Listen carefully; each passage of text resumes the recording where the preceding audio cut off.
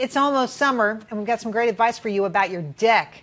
You may be trying to enjoy it right now, but it could be one of the most dangerous parts of your house. We're talking to Tim Kraeutler, host of the nationally syndicated radio show, The Money Pit. So how likely is it that there's a problem with anybody's deck that's watching the show right now? Pretty likely. There's 40 million decks in this country that are more than 20 years old. Now, the average deck life is 10 to 15 years. Is that all? That's right. That's it? That's it. That's it. That's all you're going to get. Why? Because they're made out of bad materials? Well, they're made out of wood, plus they're affected by the weather and all the winds, and there's just a lot of forces that are working against them. So if you have an older deck like that, you could be at high risk of a failure. And look, Jerry, every single summer we hear these reports. It's usually when you have, 20 or 30 of your closest personal friends on that deck for a party. Just put your friends at risk. Exactly. I heard a great story about this today. Somebody told me they had a deck collapse at their house, Yep. right? In the middle of a party. They just kept partying.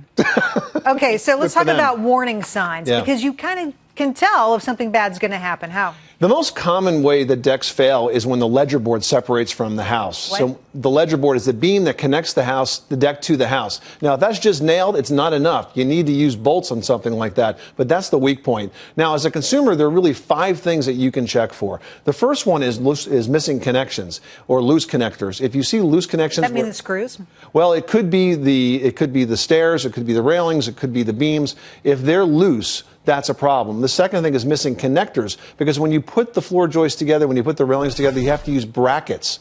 And these brackets actually tie all these pieces together and can stand up to that kind of breeze. Let me ask you about this, because sometimes what you see is some of the metal pieces, they're falling apart. Yeah, they're all corrosion. rusty. Yeah, you know why that is? The pressure-treated lumber has an extremely corrosive effect on the fasteners. So you have to use fasteners that are specially designed for pressure-treated lumber. So if you see corrosion, that's a big problem. Another one, of course, is rot. I mean, rot is just everywhere when it comes to wood components. So if you see decayed wood, if you can stick a screwdriver in it or something like that, that's a problem. And, of course, cracked beams. If you see cracks in the railings, cracks in the posts, cracks in the joists, they need to be replaced. I'm wondering, because you are a former home inspector, extraordinaire, I might add, should you have these things inspected? I mean, let's say it's still my house. I'm not buying a new house, but I'm concerned. Should I bring an inspector? Listen, I think it's a great idea to have a home inspector come in every 5 years or so and really look at your house from top to bottom. It's like getting a physical, right? And when it comes to the deck, the trained eye of the inspector can spot these problems way before you can. I can give you 5 quick tips on what to check for,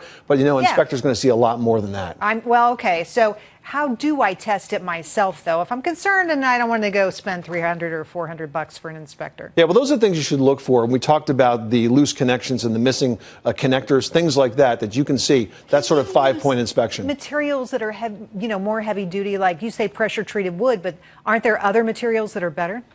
Well, let's talk about the decking surface. Now, composites, I think, are far better than the pressure treated for the decking surfaces, the railings and the boards. I mean, a lot of people don't like the splinters that happen, that sort of thing. So I think composites are good. Pressure treated is still the right choice, though, for the structure. You just need to use the right fasteners so they're not going to rust away. So good. Such great advice. And we had such a bad winter. We did. That must mean that it's all that more important to check. If you think about it, that snow is very heavy. It almost weighs as much as water, which is 8 pounds per gallon. All of that water, all of that ice, all of that salt on those decks from that winter. It freezes, it expands when it melts. It really can put a lot of stress on them. And so you really need to do that inspection now, before you have a party, before you start using that deck every day. Before you put your kids on. Before you put your kids on it. Get it checked out. Tim Kraeutler, thank you. You're welcome.